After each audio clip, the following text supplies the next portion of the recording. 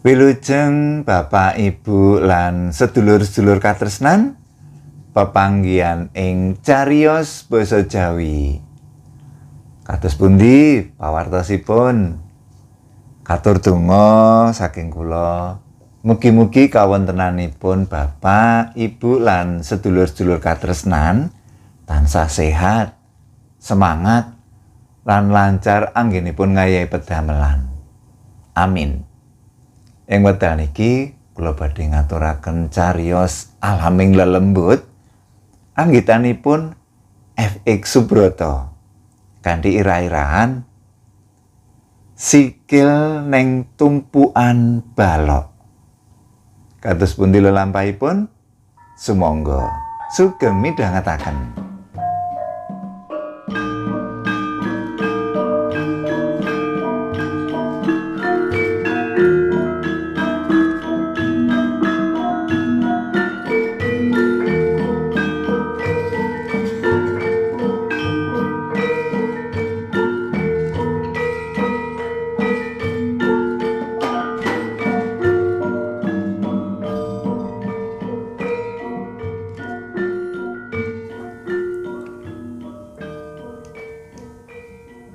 Ing umure kang wis ngancik 76 taun, Mbah Jakim isih sehat.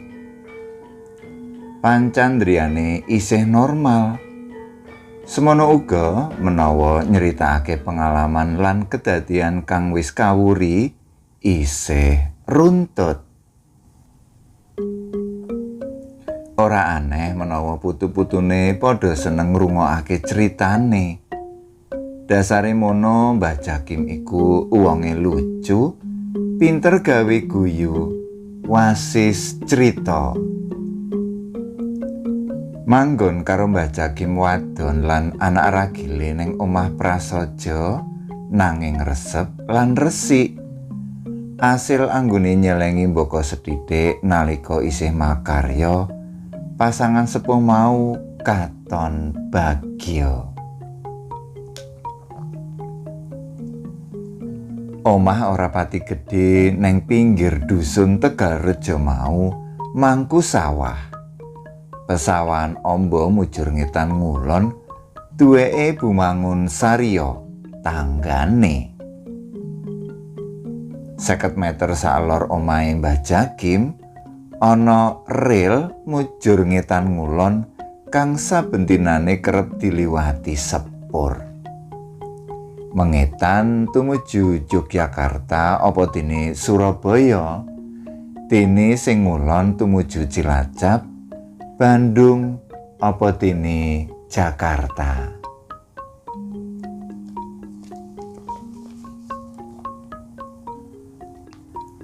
Lungguh ning teras ngarep omahe, Mbah Jakim ora nate bosen nyawang sepur sing liwat. Saben nyawang sepur mlaku, embung ngulon apa ngetan, ana rasa bombong ing atine. Bab mau dumadi krana ing rasa pangrasane, sepur mono mujudake perangan saka uripe.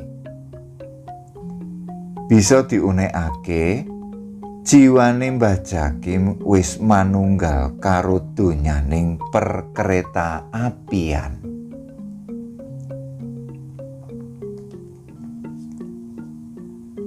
Selawe taun lawase nyambut gawe ning DKA utawa singkatan saka Jawatan Kereta Api, sebutane nalika semono ndadekake dheweke cedhak lan tresna karo donyaning sepur.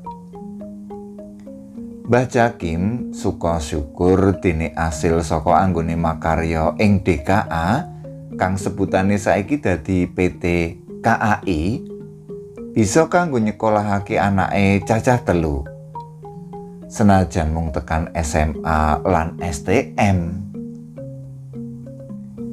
Minangka wong lawas ing perusahaan kasebut, Mbah Jakim bombong dene ing wektu iki perusahaan duweke negara kasebut tansaya maju. Lokomotif apa dene gerbonge akeh-akeh wis anyar. budal lan tekan papan tujuan akhir arang telat. Uga ora nate mogok ning dalan. Ing gilirane karaharjaning karyawan tansaya becik satemah padha makmur uripe. Mbah Jakim lenggono menawa nalika isih makarya biyen dheweke kadang sok nakal. Yen cara saiki tumindak mau bisa disebut korupsi. Senajan ya mung korupsi tataran ngisoran. Pengajine mung sak dulit. Beda adoh karo nakale pejabat saiki kang ngemplok duit negara nganti miliaran rupiah. Saiki Mbah Jakim sadar menawa tumindak mau ngrugekake negara.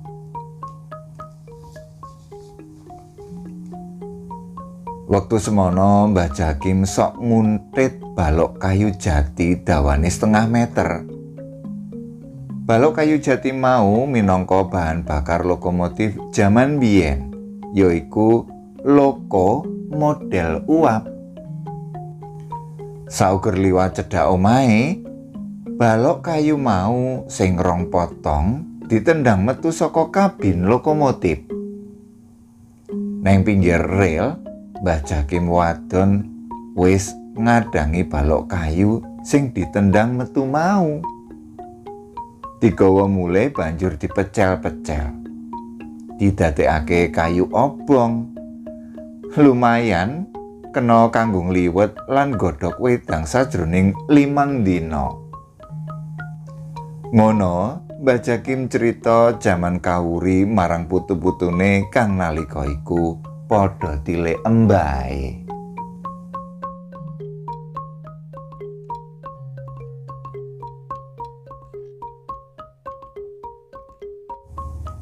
Wes, ora usah dudah-dudah perkara lawas, Mbah.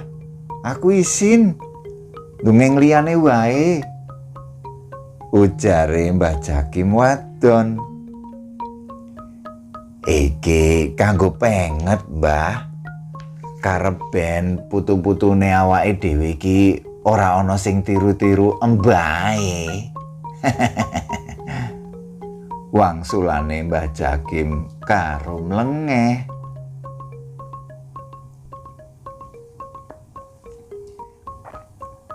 Sore iku Parti, Ganjar, Rohim, Doni lan Iswari padha tilik simbahe.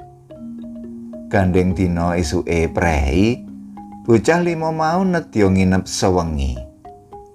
Bocah-bocah mau padha nagih janjine simbahe lanang sing jarine arep ndongeng, nyeritakake salah sawijining kedadean aneh ora mlebu nalar lan gawe mengkirike githok 50 taun kepungkur. Bubar mangan bengi bebarengan, Ganjar lan Doni nggelar karpet. Mbah Jakim terus lungguh neng karpet diadep putu-putune. Ceritane tekan wengi ora apa-apa, Mbah, ujare Ganjar. Aning janji lho, ora kena njur wedi. Pipis dhewe nyang jeding kudu wani. Ora pareng njaluk diterke. Jer kedadian iki dumadi wis 50 taun kepungkur. Ujare Mbah Jakim karo ngguyu.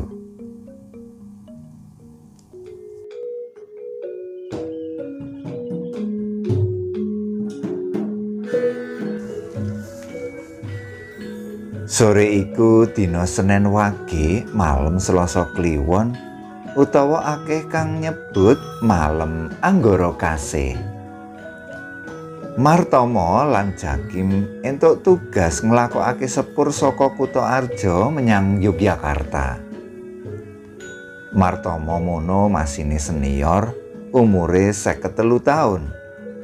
Dene Jakim kala semono minangka juru api utawa pembantu kang karan uga asisten masinis, umure lagi 24 taun. Sepur penumpang kelas rakyat mau mangkat menyang Yogyakarta jam 3 sore. Krana lakune rindhik, wis ngono ing saben stasiun kaya stasiun Jenar lan Waja kudu mandheg. Butuhake wektu 2 jam luwih lagi tekan stasiun tujuan akhir. Menawa ora telat utawa ora kena alangan sawiji apa, jam 5 sore wis mlebu stasiun Yogyakarta. Jam 1 awan, 2 jam sadurunge sepur mangkat, Jakim wis ubek neng kabin lokomotif saperlu daden geni. Jam 3 sore, sepur penumpang kelas rakyat tanpa nomor kursi kuwi mlaku alon-alon ninggalake stasiun Kutoarja. Cerobong asepe ngetokake keluk ireng gembuleng munggah ning angkasa. Sebagian mlebu ning gerbong penumpang. Ewa semono penumpang ora ana sing protes senajan penganggone padha reget kena awu saka keluk mau. Jer jendela gerbong tansah mengo, ora gampang dibuka lan ditutup.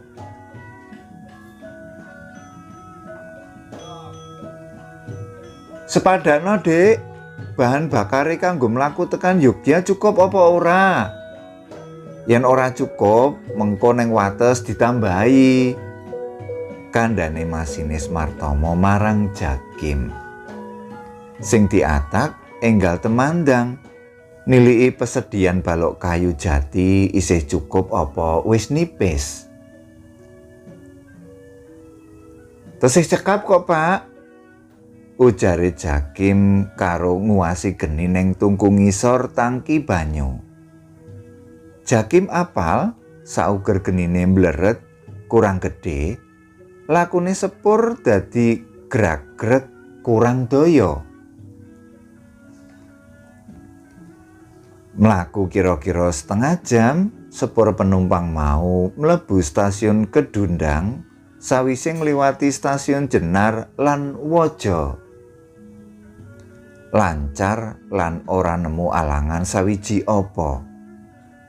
Ning stasiun kono akeh penumpang munggah. Akeh-akehe bakul kang arep kekulak apa ta apa menyang Pasar Beringharjo, Yogyakarta ing dina sesuke.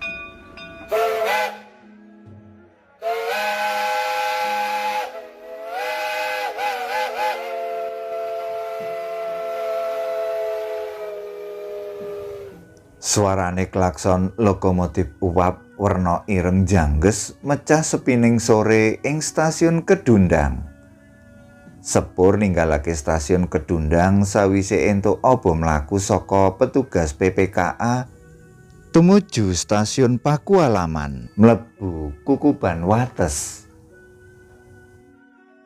Stasiun cilik Pakualaman ing sore iku sepi penumpang. Mung ana petugas ngadeg ning eplasemen ngadang mbagekake tekane sepur.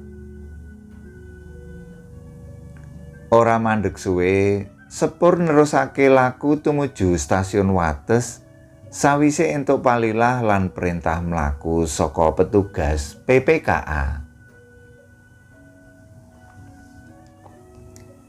Ning stasiun Wates sing kudune mung mandheg 15 menit, nganti setengah jam luwih sepur durung diperintah mlaku dening PPKA. Martomo entuk kabar menawa sepur sing dimasinisi iku kudu ngenteni tekane sepur barang momot semen saka arah wetan. Udut-udut sik, Dik Kim. Kabare sepur barang nggawa semen saka arah wetan tekane isih sawetara. Pakone Martomo. Lah udut kula ampun telas, Pak. Alesan. Ujare Pak Martomo karo nguncali bungkus rokok kretek kang isine mung kari 2 ler. Anjlok mudhun metu saka kabin logo, Jakim udut paspus. Atine lejar, ora kemrungsung. Ngarepake marip, sepur momot semen saka arah wetan sing ditunggu-tunggu mlebu emplasemen stasiun Wates. Ora suwe saka tekane sepur barang mau, petugas PPKA nyebul sempritane aweh aba lan tengara menawa sepur sing dilakokake dening masinis Martomo mau diidini mlaku ninggalake stasiun Wates.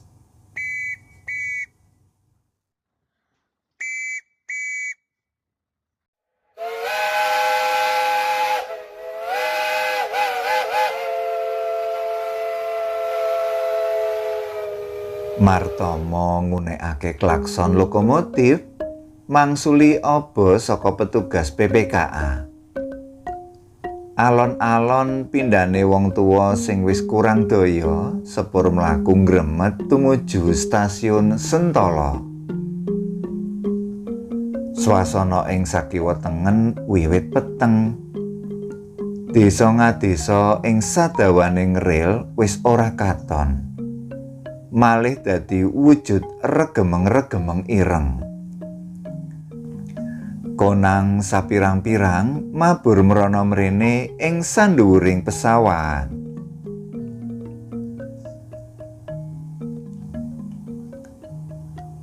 Kok lakune rada gragreg, Dek Kim? Coba diungak genine, perintahe Martomo. Jakim banjur ngungak luweng. Bener kandhane masine senior mau. Geni ing luweng katon kurang mobyar-mobyar. Ateges panase kurang maksimal. Jalari playune sepur kurang lancar. Grak-grek. Nggih, leres Pak. Kula tambahane kayune. Ujare Jakim karo jumangkah tumuju papan pesedian balok kayu jati ing perangan mburi lokomotif. Nganggo diceloroti lampu senter, Jakim milih balok kayu jati sing tuwa. Njupuk telung iji terus disugokake menyang luweng. Tambahi loro kas, Dek. Sajake kok isih kurang daya, perintahe Martomo. Ora kakean wuwus, Jakim bali ning papan pesedian kayu. Meneh-meneh lampu senter dicelorotake menyang tumpukan balok kayu jati.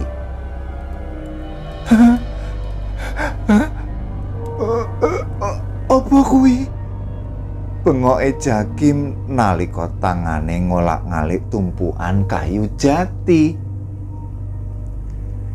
Ing sela-selaning tumpukan balok kayu jati kang wis dikethok-kethok watara setengah meteran, Jakim nyumurupi tugelan sikil. Tugelan sikile wong diwasa wiwit delamaan tekan ngisor dengkul. Cetha wela-wela tugelan sikil mau isih netesake getih abang mereh-mereh.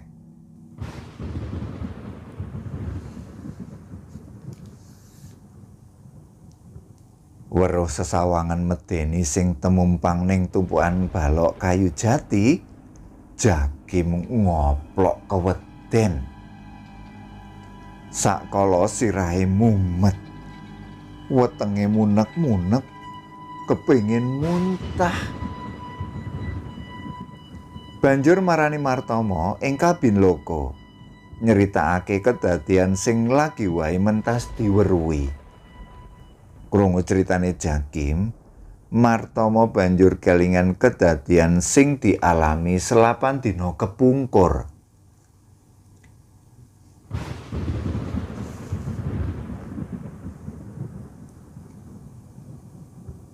Sore iku dina Senin Wage, malam Selasa Kliwon, dheweke dibantu juru api Wasiono nglakokake sepur saka Kutoarja menyang Yogyakarta.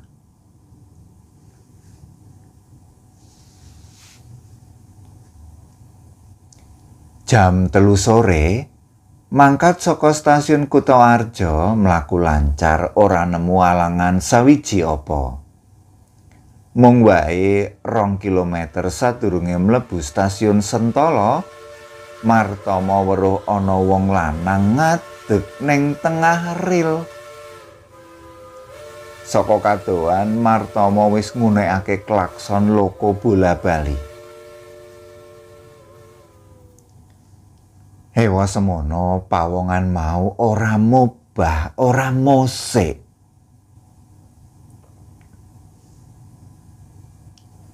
Gandeng sepur mono beda karo mobil, ora bisa direm dadak. Pawongan ning tengah rel mau wekasane ketabrak sepur. Ora ngukup. Awake taturo jarajeh. Sikil sing tengen wiwit saka dengkul mengisor tugel uwal saka ragane. Manut papriksane polisi, pawongan mau pancen sengaja ngadeg ning tengah ril saperlu lampus diri.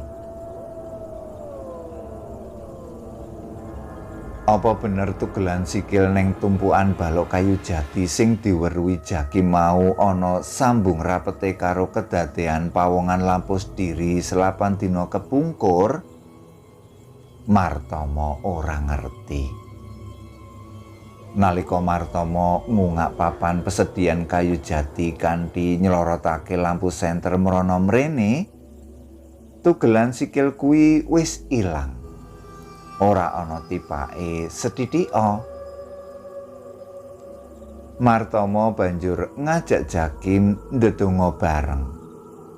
Nyenyuwun amrih arwahe wong lanang sing lampus diri kasebut pinaringan papan saapi-apike ing ngarsane Gusti Kang Maha Kuwasa. Karo tetep waspada nguwasake swasana ril sing arep diliwati. Wong loro lambene ndremimil.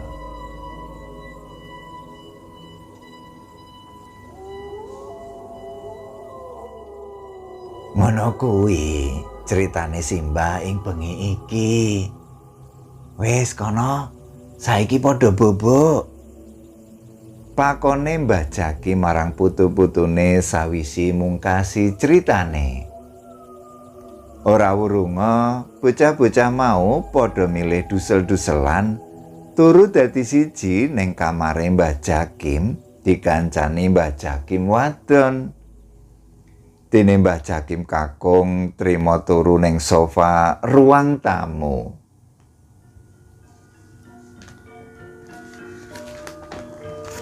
Cutha, mekaten waosan saking cariyos basa Jawi. Mugi ndadosaken panglipuraning penggalih. Cekap semanten kula nyuwun pamit. Matur nuwun.